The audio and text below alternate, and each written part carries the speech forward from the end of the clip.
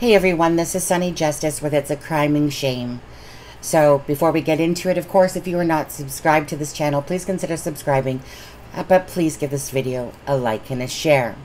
So in this video here, I want to talk about, first of all, a correction. So yesterday, obviously, I put out a video which, what I thought was a good estimation or guesstimation of possibly what could have happened due to the information that we had at hand, and trying to make sense of so many things that didn't make sense, and trying to understand how possibly that timeline could have happened. Now, that doesn't mean that that was 100% accurate. It just meant that after you started looking at everything, what could possibly make the most sense? Not to say that everything is in that video, the way it happened, but it was, to me, I thought pretty close to a plausible scenario for sure. But anyways, thank you guys for all your comments for there. I still have to go through some of them. But in this video, I want to make a correction. I know that there's probably more people than just one, but Sheila Carter's was the comment that I saw where she said, well, wait a second, that's Penny husband's sister, which is married to Ron. And I'm like, oh, how did that one slip by me? So when I commented, I said that that was Penny's sister, but really it's Penny's sister-in-law. So Penny, of course, is married to, or, well, he's passed away since, to Nigel A. Fletcher.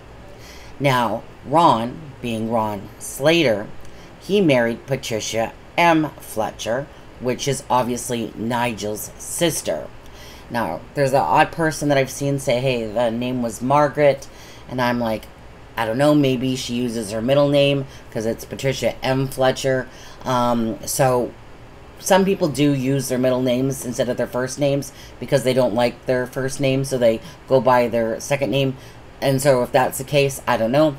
All I know is Ron Slater is married to Patricia M. Fletcher, and that is Nigel's sister. So I wanted to make a correction to that first and foremost. And the next thing as I was thinking about my video as well, I wanted to talk about Willow and the dog tag, because I know that Grizzly True Crime had said that, Penny tried to remember the number that was on the dog tag, and by the time she got home, she, couldn't quite remember it. So, and I wanted to just show you exactly, the UK, what it says about, dog tags in the UK. Okay, so it says what legally needs to be on a dog tag UK. The tag must have your name and address on. Your telephone number can be helpful too.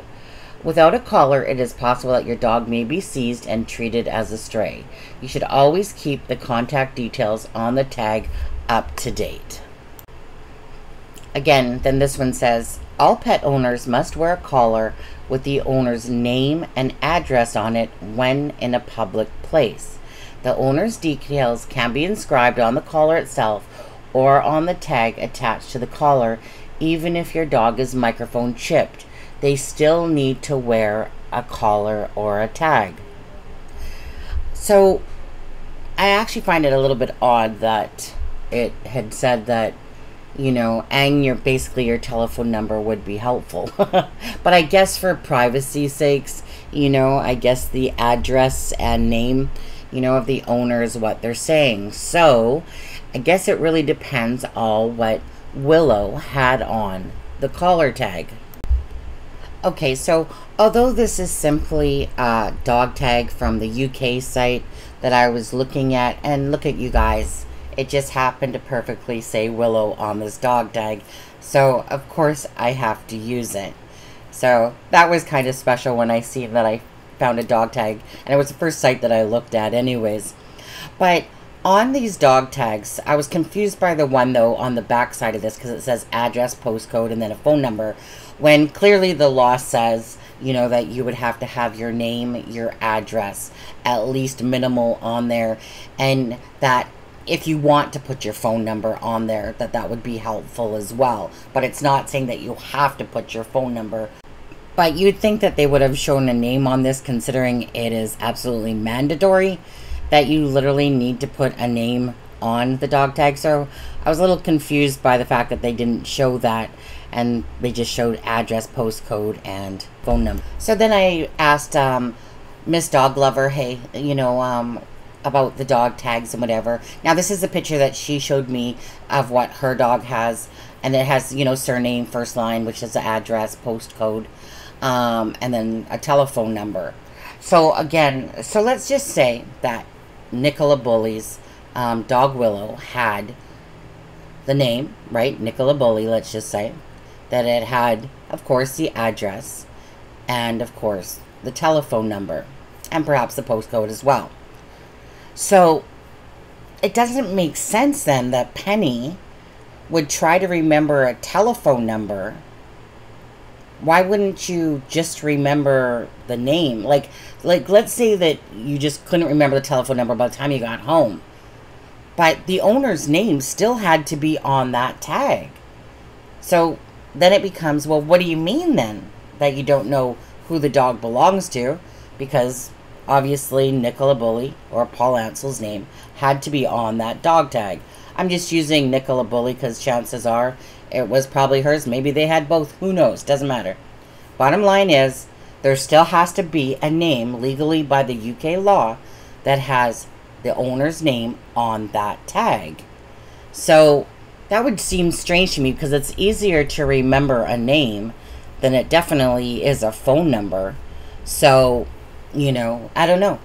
What do you guys think about that? Because I was, like I said, kept thinking, well, you know, Grizzly on Grizzly True Crime had said that, you know, she had to remember a phone number, that she was trying to remember a phone number, and then by the time she got back to the caravan, you know, she was obviously dialing the wrong numbers or something, and, you know, hence why obviously she probably tried calling the vet and stuff like that.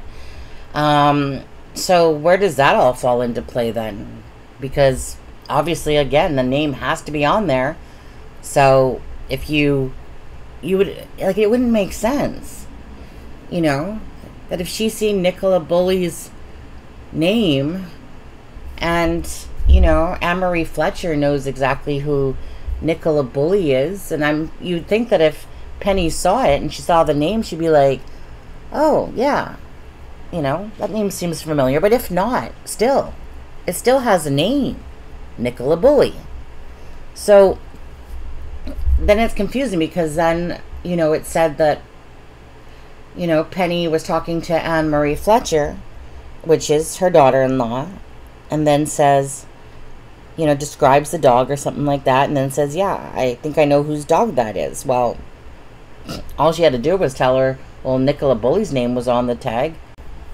So if Ron and Penny came across it separately, then you have two people that have a dog in front of them, and they don't see the name Nicola Bully on the dog tag.